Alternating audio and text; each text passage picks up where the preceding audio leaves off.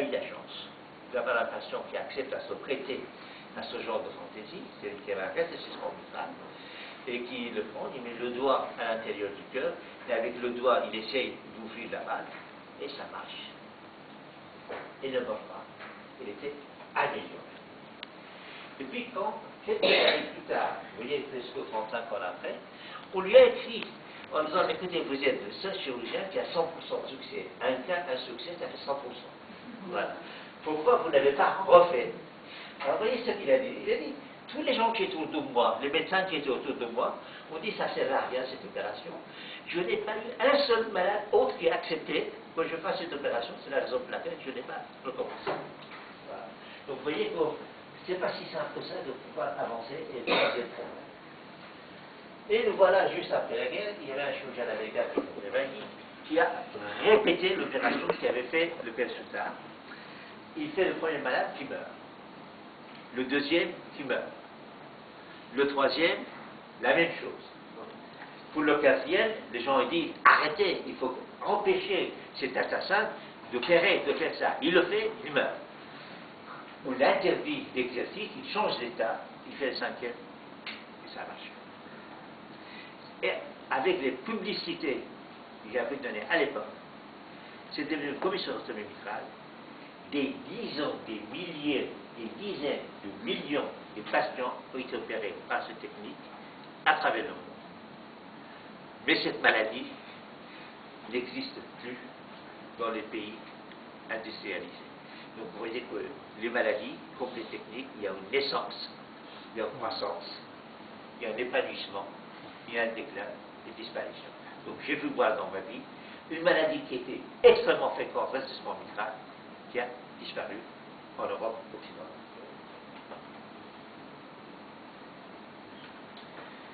Alors, c'était pas si facile que ça, vous voyez, voilà, vous imaginez le trou dans le recul, c'est ça, vous mettez votre doigt là-dedans, vous voyez rien du tout, vous voyez, et avec ça, le doigt, vous essayez de gratouiller pour essayer d'ouvrir.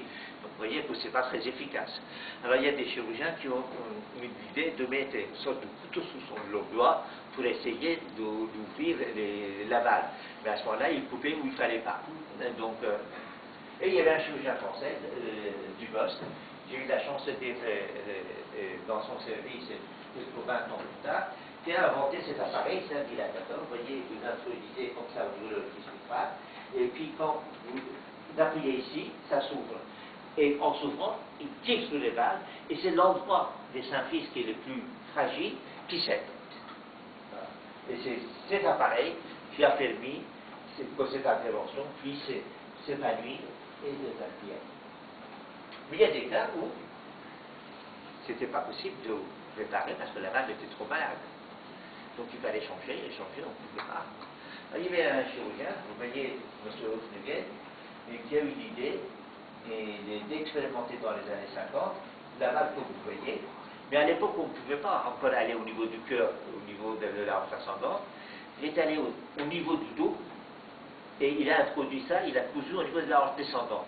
Donc, il ne pouvait pas réparer complètement la lésion de la valve qui était à la sortie du cœur, mais il pouvait diminuer ses conséquences pour les membres inférieurs.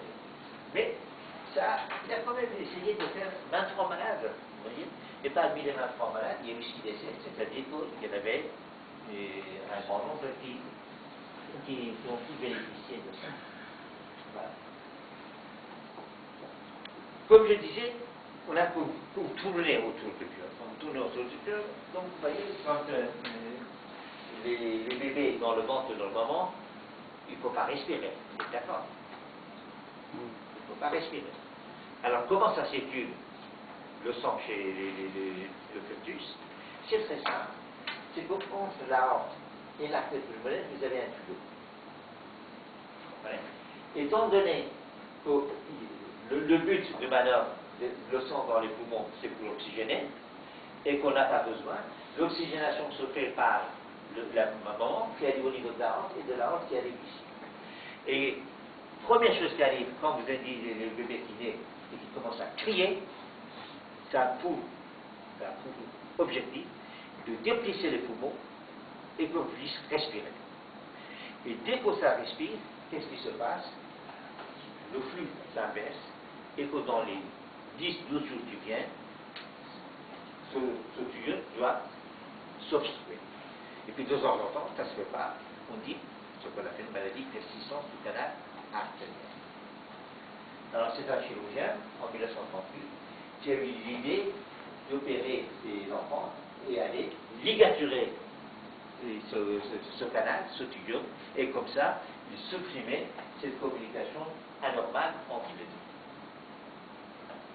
Aujourd'hui, pour faire le même geste, pour aller au résultat, on ne perd plus les jambes. On passe par voie percutaneuse et on met une sorte de bouchon, et dans plus de 90% de cas, on arrive à régler. Donc, encore une fois de plus, une maladie qui persiste, on trouve d'autres solutions pour le traitement et les choses se modifient.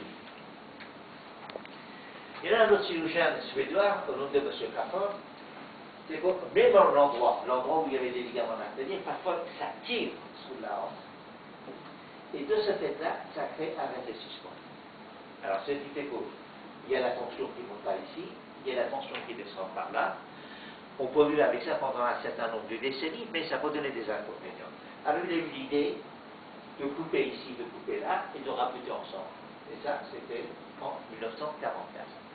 Ce sont des périodes nécessaires pour pouvoir arriver là. Et puis, on arrive juste à la fin de la guerre avec Madame Tossing, qui est un cas de pédiatre. C'est que parmi les maladies, les malformations congénitales, il y en a un qui a été décrit par un cardiologue français de Marseille, M. Fallot, qu'on appelle tétralogie de Fallot. On dit, qu'est-ce qu'il a comme caractéristique? C'est qu'il y a une communication entre les deux ventricules et il y a un obstacle au niveau de l'artère pulmonaire. Donc le sang, quand il arrive dans le ventricule droit, doit aller à l'artère pulmonaire, mais il y a un obstacle. Qu'est-ce qu'il fait? Il va à travers le trou dans le ventricule gauche. Donc à ce moment-là, il y a un mélange du sang veineux avec le sang artériel et ces enfants sont sièges. Alors, Madame a eu l'idée en disant ce sang artériel qui est de fait de mélange et désaturé, si on le faisait venir dans l'artère pulmonaire, en le sollicitant, il va être oxygéné, donc l'état des enfants va être amélioré. Il y a un chirurgien que vous voyez ici, M. Blalock, qui a réalisé cette intervention, qui a fait ça. C'était juste après la guerre. Vous imaginez le prestige des Américains qui avaient sauvé l'Europe. Et ils avaient trouvé une opération qui était spectaculaire. Et vous aviez des avions qui amenaient des enfants bleus à Baltimore et qui revenaient roses. Et vous pouvez imaginer ce que cette intervention a eu des répercussions à cette époque. Alors, c'est aussi très intéressant parce qu'au premier cas qui a été fait en France, comment ça s'est fait? Parce que vous voyez, à la tête, je vous avais dit, histoire avec grand H et histoire avec petit H, c'est quand même vous raconter un peu de ce qui se passe. Si je suis pas mal, vous me dites. Hein, alors, monsieur Dallène, monsieur Baron Nicolas Dallène, qui était le chirurgien connu de l'Europe, qui faisait la chirurgie générale à l'époque, il n'y avait que la chirurgie, on appelait la chirurgie générale, qui avait appris ça, il a dit, bon, écoutez, il faut qu'on fasse ça, et il invite Blalock de venir à Paris, à l'hôpital Courcelles, pour faire son premier cas. Alors, quand il est arrivé, il y avait un problème, c'est que M. Dallène ne parlait pas l'anglais, et M. Blalock ne parlait pas français. Alors, il était difficile de faire une opération sans qu'on puisse se parler. Donc, il fallait un traducteur. Donc, M. Dubos, que je vous ai parlé, celui qui avait trouvé le dilatateur, c'était un élève de M. Dallène qui parlait l'anglais et qui était parti en province, qui était installé dans une clinique privée pour faire la bonne chirurgie générale. Donc, on l'a fait pour faire l'introduction et à partir de cet événement, qu'il est devenu le grand chirurgien cardiaque qui, entre les années 50 jusqu'à fin des années 60, a dominé le paysage de chirurgie cardiaque de l'homme. Mais ce qui est encore plus intéressant, c'est que le premier enfant qui a été opéré, c'était qui? C'était un enfant